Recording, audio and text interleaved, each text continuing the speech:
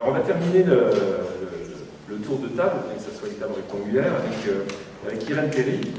Donc Irène Théry est sociologue, directrice d'études à l'école des hautes études en sciences sociales, et je dirais qu'elle va un petit peu nous apporter son regard sur les confusions et les impensés du débat français sur la gestation pour autrui.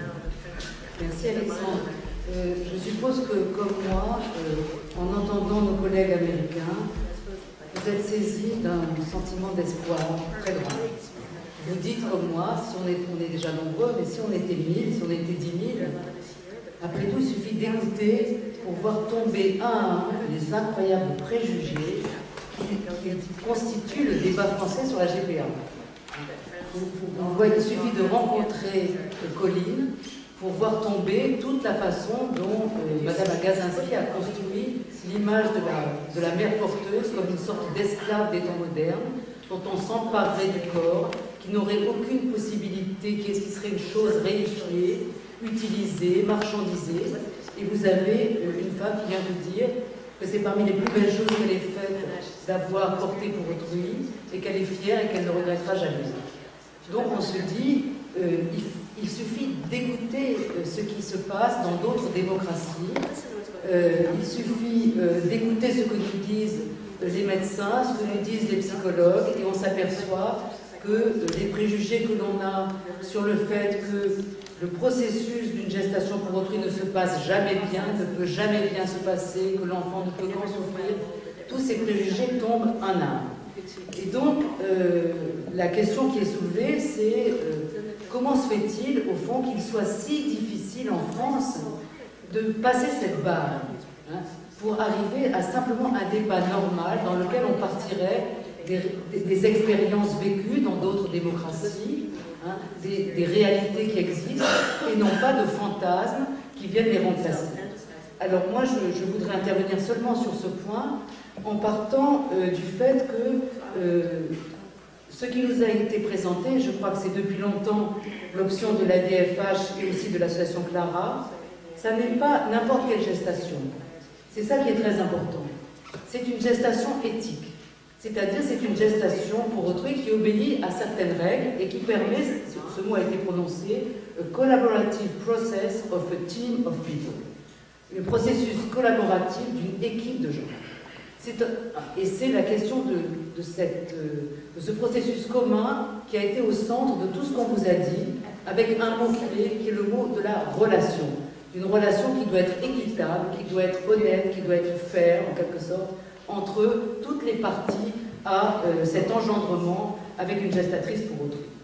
Eh bien, cela, évidemment, ça vous montre tout de suite à quel point le débat français est faussé quand on met dans le même paquet ce type de gestation et des gestations pour autrui qui se passent avec pour principe, comme c'est le cas en Ukraine, que jamais les parents intentionnels ne rencontreront la gestatrice qui est anonyme, hein, et qui est simplement celle à l'intérieur de laquelle on a mis un embryon et qui vous sortira à la fin un fœtus, mais sans aucune relation. Voyez ?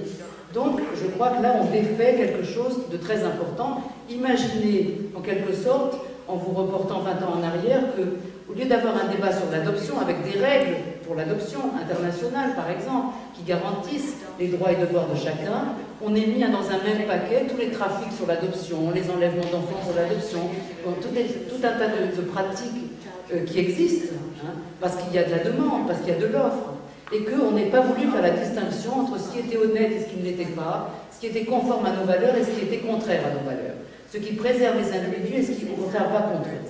Donc je crois que c'est ça qui est très important, c'est de faire passer dans le débat qu'une gestation pour autrui éthique est possible et qu'elle existe déjà à côté de nous. Et si on fait ça, alors on va casser d'autres oppositions qui sont celles qui organisent le débat français. Quelles sont ces autres oppositions qu'on nous impose? Consiste à dire l'assistance médicale à la procréation, oui, mais pas pour tout le monde. Pour les couples hétéros, mais pas pour les couples homo.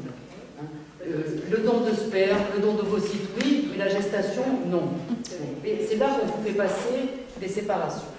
Or, à travers la notion de collaborative process of a team of people, il me semble qu'on tient un fil pour comprendre, je crois, une dimension très importante de ce qui fait la réticence, plus que ça, la crispation française sur la gestation pour autrui, qui est une crispation anormale quand on pense qu'elle traverse même la gauche, hein, qui n'a pas réussi à s'accorder sur cette revendication, qui prétend se battre contre toute discrimination en raison de l'orientation sexuelle, mais qui pour le moment est prête à se battre pour que les lesbiennes, qui est très bien, aient accès à l'AMP avec des dons de sperme, mais n'est pas prête à se battre pour que les gays aient accès à la gestation pour autrui. Donc, ou bien qu'il est d'accord pour des gestations pour autrui pour raisons thérapeutiques, hein, mais qui n'est pas d'accord justement quand il n'y a pas eu une maladie qui a invalidé la possibilité d'une femme d'être enceinte, etc. Alors moi, il me semble que la clé de tout ça, c'est que la gestation pour autrui éthique, celle qu'on vous a décrite, c'est-à-dire ce processus de collaboration, elle révèle en quelque sorte un aspect qui est sous nos yeux mais qu'on ne voit pas du débat français. Cet aspect-là, c'est justement que cet aspect de faire un enfant, en quelque sorte, à plusieurs, en tout cas à plus qu'un homme et une femme, faire un enfant à 3, à 4, avec effectivement, en plus, des professionnels qui vous assistent, etc. Ça, eh bien, c'est très exactement ce qu'on fait depuis longtemps en France, à travers les dons de sperme, les dons d'ovocytes, et qu'on ne veut pas valoriser. Qu'est-ce que je veux dire par là? Je veux dire qu'il y a une particularité en matière d'assistance médicale à la procréation en général en France, qui est qu'on organise depuis 40 ans déjà le fait d'une nouvelle manière de faire des enfants, dans laquelle un couple, où en général l'un procrée et l'autre pas, a recours à une tierce personne qui va donner de sa capacité gestatrice ou reproductrice pour que d'autres personnes, ces couples, puissent avoir un enfant. Donc on l'organise d'abord avec les dons de sperme, ça fait très longtemps, puis avec des dons d'ovocytes, mais on ne l'assume pas. La particularité du modèle français, c'est que c'est un modèle qui refuse de reconnaître justement cette réalité de la naissance d'un enfant fait par a collaborative process of a team of people. Ce qu'on essaye de faire croire dans le modèle français, c'est en fait que dans le don de sperme pour un couple hétéro, en fait le modèle français consiste à recourir à un donneur de sperme, puis à cacher ce donneur, à l'anonymiser, à le faire disparaître, à cacher le don et à faire passer le mari stérile pour le véritable géniteur de l'enfant. Le droit français, c'est un droit donc qui recourt à une tierce personne, mais qui maquille ensuite cette façon de faire un enfant à 3 en un engendrement classique, au prix de secrets, au prix de mensonges, qui vont très loin, puisque, comme vous le savez, on va jusqu'à apparier les donneurs ou les donneuses avec les receveurs pour bien faire croire que les personnes qui n'ont pas procréé ont procréé, etc. Et tout ça pourquoi? Pour maintenir en fait un modèle et un seul, c'est-à-dire le modèle hétérosexuel traditionnel, hein, un seul père, une seule mère, pas un de moins, pas un de plus. Et donc, vous voyez que on ne peut pas accepter encore très longtemps de débattre de la gestation pour autrui comme si c'était un cas très spécial, parce qu'il y avait des problèmes très spéciaux qui tenaient à la question des risques de la grossesse, etc. Toutes choses dont les interventions qu'on a entendues nous montrent que, bien sûr, il ne s'agit pas de dénier la spécificité du recours à une gestatrice, parce que c'est important, l'engagement de toute une personne, de son corps, pendant 9 mois, d'un accouchement, etc. Mais il ne s'agit pas de le nier du tout. Mais en fait, on s'aperçoit que la question n'est pas celle-là. Elle est que c'est justement cette gestatrice oblige à voir ce que dans aucun des systèmes d'assistance médicale à la procréation on ne veut voir, vous voyez, c'est-à-dire cette collaboration de quelqu'un qui donne de sa capacité de reproduction, d'engendrement, pour que d'autres deviennent parents.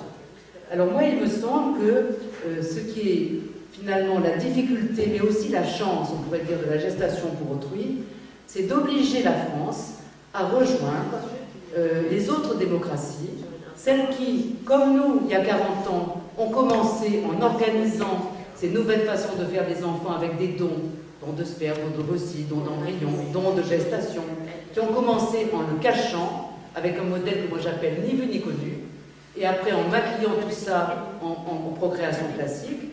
Mais ces autres pays ont changé. Ils ont dit, mais pourquoi se cacher? Est-ce que c'est honteux ce qu'on organise? Est-ce que c'est honteux d'avoir recours à un donneur ou une donneuse d'ovocytes, un donneur de sperme? Est-ce que c'est honteux de porter l'enfant pour autrui?